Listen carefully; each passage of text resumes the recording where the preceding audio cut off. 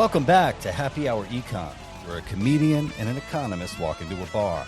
I'm Lou Perez, the comedian. I'm Phil Magnus, the economist. So something that I want to talk about is boycotting. Boycotts. What are they? Where do they come from? Are you guys boycotting us right now? I hope that's not the case. What can we do to please you? What can the cast of Happy Hour Econ do to make sure that you are checking in each and every week? Let us know in the comments, call. If you see me on the street, let me know directly. So Phil, in a world where, we've seen so many boycotts come and go, what's the deal with them? Where did boycotts start? What's happening? Well, there's no real original boycott that's recorded in history, but we know something that pertains to almost every situation. There's usually a political cause associated with it. And this stems from I guess it's formalized as a concept by economists as an exercise in one of two things that you can do to affect the economic direction of a particular product. There's a famous economist, political thinker by the name of Albert O. Hirschman that wrote a theory of exit versus a theory of voice. And a theory of exit is you don't like the product, you just don't buy it. You move to something else, you basically opt out of consumption, period. And you don't really say anything about it, you just leave, and the market takes its place. But there's a gray area because the other end of it is the exercise of voice. If you dislike a product, you write the company and say, hey, I don't like what you're selling anymore. Give me something better. Or this washing machine doesn't work. Give me an improvement on it. And the gray area emerges in between these two polar opposites, exit and voice, because a boycott is an attempt to exercise voice by threatening exit. It's saying, either you fix what I don't like about your product or the cause associated with it, or I'm not going to buy it anymore, or I'm not going to shop at your store anymore. Therefore, I'm going to boycott it. So it's the use of voice to threaten exit to try to bring about a desired change. And if we think about this, we hear it associated with products. It's like a store does something that you don't like, and then someone declares a boycott on it to try to sway their customers to abstain until they fix the situation. But it goes way back in history. So in some respects, the Boston Tea Party was one of the early boycotts in American history. British put taxes on goods coming into the port of Boston, tea in particular, and said you can only buy tea from this one company that we have sanctioned through the crown. Well, what did the colonists do? They didn't like that, and to protest the tax, they boycott and then threw the tea over the side of a boat into the harbor as kind of a retaliatory mechanism to exercise voice while also engaging in this threat of exit simultaneously. So in recent memory, I think the one product that had a boycott element to it was the Super Bowl 60 halftime show when it was announced that Bad Bunny would be performing. A lot of people were very vocal about saying, I'm going to abstain from the halftime show. I am not going to watch it. And then I believe it was Turning Point USA had their own halftime show that some people tuned into. I didn't watch either of them the night of the game, not because I was making a statement, just because my wife and I had our kids and we were at a friend's house and it was time to go to sleep. So we had to leave after, I think it was like the first quarter. So by the time we got home, we just wanted to go to bed.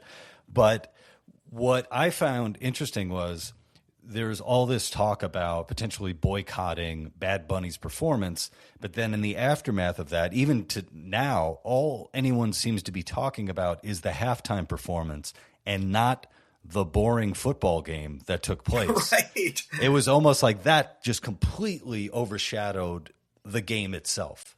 Yeah, it's like the carnival sideshow, the halftime show, has moved into the center of the circus ring and displaced the main performance here, which is really kind of interesting about that, because I look at something like this, a sports championship game, it should be about the game. It's about which team wins and which team loses, who scores the most points, who has the best talent on their team.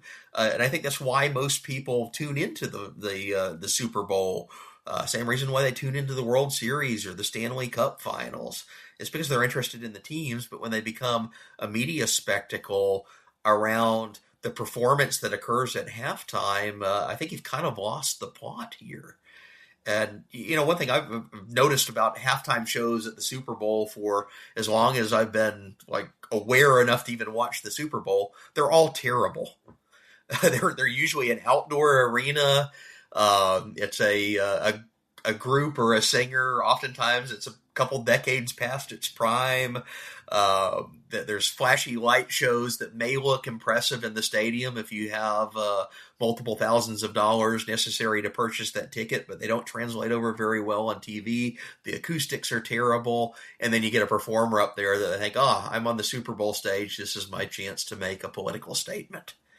And again, most of the audience isn't there for the political statement of the performer. They aren't even there for the performer. They're there because their favorite team is playing. So, what have you done on the sideshow of the halftime performance? It's like moved it to the center stage to the point that it's now even detracting away from the game. Well, it's interesting too with that specific example, because for one, it seemed like whatever the boycott was, if there was going to be one, it completely backfired. They completely just discounted just how big of a global star Bad Bunny is. But also, what I found interesting was in Super Bowls past, there was what looks like an arena performance. So, like when Bruce Springsteen performed, and when Prince, who I think I absolutely loved Prince's performance years and years ago. When they performed, it was as if they were performing a live show, an arena show. Whereas now, with Bad Bunny's performance and other performances, the way that the sets are built, the way that it's shot, it's almost like you're on a sound stage, and it just happens to be set in on a football field where they're really playing to and directing to the people at home watching on TV, which I think changes the dynamic so much, especially when it comes to boycotting, because it used to be if you were going to boycott something, you would have to make an effort to boycott. Like if you were boycotting a bus, with the the bus boycotts, you would have to walk or find another way to get to where you're going. But now it's sort of like boycotting is it's so easy, and it's so easy to get around a boycott when all you have to do is just sit down and watch. Yeah, or change the channel if you don't want to watch. And again, it's like the purpose of a boycott, in order to be effective, to be economically effective, it actually has to hit the pocketbooks of the targeted company.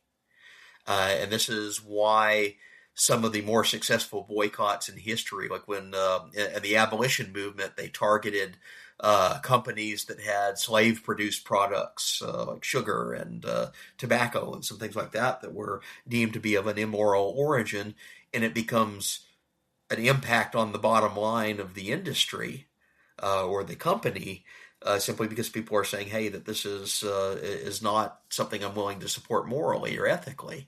More recently, you mentioned the bus boycotts in the civil rights era. It sends a major signal because people are taking the burden on themselves to walk or get other means of transportation. And then you have all of a sudden all these empty buses going around the city that no one's paying their fares for anymore.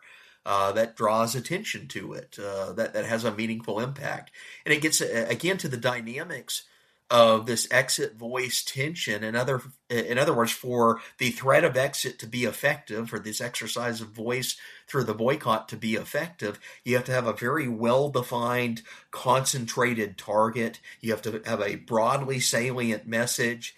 You have to have a homogeneous directive on why people are choosing this thing to boycott. It can't be just this scattershot, eclectic array of political causes of why people don't like Bad Bunny. It's actually, well, no, we're targeting buses because they're segregated. We're targeting slavery because it's wrong. We're targeting the British tea regulations and taxes because they're a burden upon us. So it's really having that concentrated focus and cause that makes the boycott effective. One of the side effects of Bad Bunny's performance is more people are talking about Puerto Rico. And in particular, I'm hearing people talk about the Jones Act. Yes, exactly. Who would have thought that would have come out of, this halftime performance? And, maybe we could talk a little bit about that because, the Jones Act has to do with shipping. It has to do with products. It has to do with... Yeah. So Bad Bunny, his performances in there. First off, he had a whole group of people that didn't realize Puerto Rico is part of the United States. Right. So that's coming out of this. But that was a good geography lesson, yeah, right? Exactly. A civics lesson, maybe? Exactly. They're like, what is this thing called Puerto Rico? Oh, it's part of the United States. And it's not a foreign country, but that has substantial political and economic implications. Since Puerto Rico is part of the United States, it falls under our system of laws, including this one from the 1920s called the Jones Act, which governs regulations on how goods are shipped between ports. And the Jones Act is this protectionist measure that was designed to prop up U.S. shipping industries by giving preferential treatment to ships that are flagged and built in the United States. In order to qualify under the regulation, it has to come from a U.S. shipyard in certain circumstances. It has to belong to a company that is based in the United States, and it has to have a flagged home port in the United States. Well, it turns out United States shipping is exceedingly protectionist and heavily regulated, so that means it's also much more expensive than most other countries around the world. And if you're a Jones Act governed jurisdiction, it means that if I'm a ship owner from Great Britain, I can't sail from New York City, pick up goods, and then transport those goods to another port on the eastern seaboard because I'm no longer under international waters, and I fall under the Jones Act jurisdiction. So coastal shipping within the same country has to be under a ship that's flagged and qualifies by these regulations. Well, Puerto Rico's an island. It's part of the United States. That means shipping to and from Puerto Rico also falls under the Jones Act. Hawaii is another example that's in the same situation. It's a state, not a territory like Puerto Rico, but because it's a U.S. state, shipping has to go through U.S. ports under ships that are flagged with the regulations of the Jones Act. In other words, a ship coming from Japan can't just stop over in Hawaii halfway across the ocean and unload and then pick up goods and then continue on its way to Los Angeles without coming into major regulatory hurdles. And what this means is that anyone that lives on an island state or territory, including Puerto Rico, has to pay much more for goods in terms of their shipping costs just to get them to those islands than it would be if that island were an independent country located right next door to it. So like the Dominican Republic, it's just across the channel from Puerto Rico. It's under a completely different set of rules and regulations because it's an international jurisdiction now. It doesn't fall under the Jones Act, so they can get cheap shipping, whereas Puerto Rico cannot, even though it's basically the same distance. What would a boycott look like of the Jones Act? Like, is that possible? Yeah. The problem is because the Jones Act is such a narrow regulation that affects a very limited number of politically connected companies. And this has been the case since the 1920s when it was set up. It was named after the senator, I think he was from the Pacific Northwest, Senator Jones, and he was friends with and a campaign donor recipient of shipping firms that were guaranteed preferential treatment under his regulation. And what did they do? They turn around and they reward him by ensuring that he's reelected. One of the firms, I remember reading in the era when the Jones Act was passed, one of the firms that was a beneficiary of it started naming its ships after U.S. presidents to ensure that the presidents were flattered and kept the regulations in place. So there was like an SS Calvin Coolidge and an SS Warren Harding and an SS Herbert Hoover in that whole era in the 1920s that are flagged under the Jones Act, and this was like the reward to the politician. Well, some of that pattern still plays out today. In a way, it's much more insidious because it's through campaign contributions and specialized interests in a few congressional districts and states where shipping firms are located. Well, that's their baby. It's just like getting rid of the Jones Act would be like repealing corn subsidies and trying to get that through with the electorate of Iowa.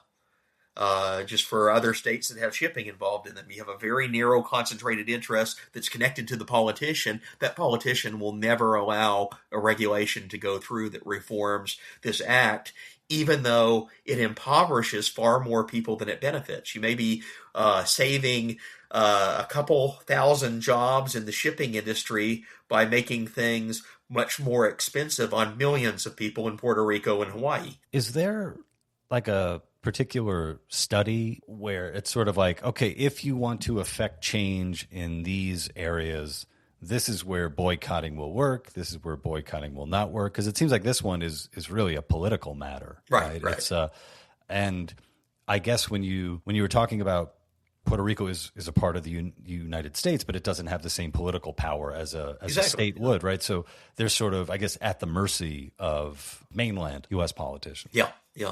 Well, and some of the tactics they've used, they've gotten temporary reprieves from the Jones Act in the past, usually after a natural disaster occurs. So when a hurricane strikes Puerto Rico, it's a Caribbean island, it's in the hurricane zone. And, it's kind of heartless to force them to abide by the Jones Act when you're trying to ship bottled water and generators and all the things you need to do to recover from a hurricane at 5 times the cost of what it would be if you shipped it on another flagship from another country. So they give them a temporary reprieve, but that's an illustration of the disaster itself becoming the mechanism that allows them to plead the case that otherwise is ignored in normal times. Normal times it's like, well, sorry, you're out of luck. You're an island and you're governed by the Jones Act. That just means you have to pay more. After natural disaster, it's like, well, you're actually struggling here. People care about your recovery. We can give you a reprieve from the Jones Act. One thing that I saw a number of people point out was the amount of people who move to Puerto Rico so they don't have to pay, I guess, federal income taxes. Right. It's so funny whenever I hear like politicians making these arguments that I'd never heard before. It's like, okay, there's obviously a political basis for making this argument, because I've yet to hear any politician say, "Hey, we got to tax Puerto Rico." We got to make sure that Puerto Rico is paying federal income taxes. Yeah. And again, it's one of the benefits. The fact that they're a territory does give them other economic benefits. This is one of the major arguments whenever there's a Puerto Rico statehood movement. People are like, no, wait a minute, that's actually going to take away our tax benefit. So it might be in their interest to remain as a territory. I mean, it is interesting anytime I see, multitudes of people seemingly mobilizing for a cause. And, one thing that I have seen happening in the United States is you have all of these young kids in high school in particular doing these walkouts in protest against ICE, which I find interesting because it's sort of like, are these kids really politically minded, or are they just like, hey, here's a way to skip school and let's just get out of here? And it's almost always the latter category. I mean, school's not fun. So let's be plain about that. School is often boring. Kids are always looking for a way to get out of their classes. Whether it's senior skip day, whether it's, there's some other event going on campus that means that you're really kind of just phoning it in the classroom and really going out to celebrate the football game that night, whatever it is that's happening as a distraction, any kid will seize that. And it creates kind of a bootleggers Baptist phenomenon playing out here. And this is an analogy from economics, refers to the Prohibition era, where the Baptists, that was the stand-in for the moralists, the preachers, preached against the sin and vice of alcohol, but in doing so, they got it banned, which actually helped the bootlegging industry. It helped the people that are smuggling illicit booze, because now they are able to corner the market because their legal competitors are written out. So a bootleggers Baptist scenario is anywhere where there's a moral cause that seems lofty, tied to a cause that's actually much more self-interested. And you see that with the kids. They're able to say, well, we're taking a moral stand against injustice, whether it's ICE right now or in some previous era. It's any other cause that high school students are saying we're protesting. But it's really self-interest, because this means, hey, I don't have to take exams and I don't have to go to class today. Or they can skip out on the lesson of the Baptists and bootleggers. Exactly. One thing that I've been seeing pop up a lot is this idea of a general strike. as a way to sort of grind the economy to a halt so that it either bring out like a revolution or really big change in the country. Yeah. How many days before the general strike? You see this pop up as an idea. Usually it's on the very far left of the labor movement, as these people think, well, we're the proletariats, we're exploited by unfair conditions and our wages are too low. All we need to do is to rise up and declare a general strike, i.e. a work stoppage, and that'll grind the economy to the halt, and then we'll get what we want, whether it's our demands or it's our revolution will be instigated. It's really kind of a pie in the sky type of a utopian scheme, though, because you find out first off, labor unions in the United States are very diffuse. They are not the majority of the workforce, and oftentimes they don't agree with each other on their particular causes. A general strike of asking all workers nationwide to halt their work, all it takes is someone to say, wait a minute, no, I'm not going to do that because I've got an income to earn. I've got a family to feed. No, thank you. No, thank you. I don't care about this utopian Marxist vision of a proletarian revolution. I do care about my next paycheck, being able to buy a car and buy a TV and things like that. So all it takes is a very small defecting force and the general strike collapses. Where you do see examples of this historically, so there was a famous one in 1926 in Britain, which was a much more unionized society where they declared a general strike. It lasted, I think, about 2 weeks or so, and it shut down basically the transport and energy industry. And they had all these lists of demands they were going to take to the government. And what it ended up doing is it actually just inconvenienced people, and it made them turn against the strikers. They were like, oh, well, I can no longer get my train ticket anymore because these silly strikers are on a nationwide work stoppage. This is inconveniencing to me, so the general public loses interest in the cause and actually turns against it. We see some more narrow examples of this today. So in Europe, where you have government-run train and transport systems and heavily regulated agriculture, France is notorious for this. Someone in the railroad industry decides that, hey, we want a better contract from the public sector to be negotiated and our demands are not being acceded by, shut down passenger trains. Or we're going to quit delivering baggage at the airport. What does that do? It just infuriates all the people that are trying to take trains or trying to get their baggage delivered by imposing inconveniences on them, and then they turn against the strikers. European agriculture, we're not getting this protectionist measure so we can grow crops in this cold, rocky field in northern Europe, so we're going to go on strike and pull our tractors out into the middle of the highway. Anyone attempting to go anywhere is now in a traffic jam, and they hate the strikers. It's a self-defeating type of a mechanism unless you have a really well-defined, narrow cause that has some moral salience beyond the strikers themselves. Yeah, that's a really good point. Any kind of movement that you have, optics are so important. My social media is just flooded with examples of people not understanding optics. Like recently I saw just so many people doing a sit-in of Target. Yeah. To me, that doesn't make you look very good. The Just Stop Oil people who, are, throwing paint onto priceless paintings or gluing their hands to concrete and stuff. It's like, this isn't a good look. And it makes me think about the example we were talking about earlier about the bus boycott, during the civil rights era, and how that was done with so much dignity. It says, I'm not going to sit on I'm not going to take your bus. I'm going to walk. I'm going to find another way there. There was no at least as far as I've seen, there was no I'm going to firebomb this bus. I'm going to throw myself in front of this bus or anything over the top like that. And I think that probably did a lot of good for the movement itself. Yeah. Well, and it actually put the moral onus on the other side. And what you saw on these are the pictures on the national media. It was the segregationists. It was the Klan. It was the racists that were trying to enforce discrimination. Here they are attacking a nonviolent protester. And this is on national media, and everyone sees it. They're like, wait a minute, something's wrong here.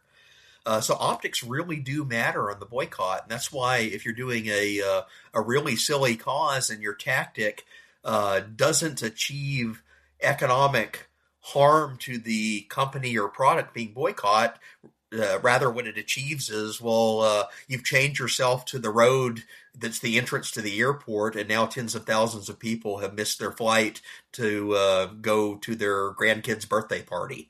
What are you going to do? Well, you've just angered all of those people by inconveniencing them. You're saying, well, your silly cause, because you're worried about climate change or something, and you're chaining off the road to the airport, is now more important than me meeting my granddaughter on her birthday, or me flying to see a loved one in the hospital. That's a really bad optical situation, and it actually ends up being a self-defeating exercise for the cause. I often ask myself, if I was going to be an activist for a cause, I take a minute and I think, is it possible that I might actually turn people away from my cause because I'm so annoying? Or, yes. Or like people just don't like my face. They're like, oh God, I have to look at this guy. Whatever he's for, I'm against him. Yeah, exactly. Self-defeating, because the end of the day in a boycott, you want to convince more people beyond just your in-group, your inner circle, to take up your cause and recognize it as just and right.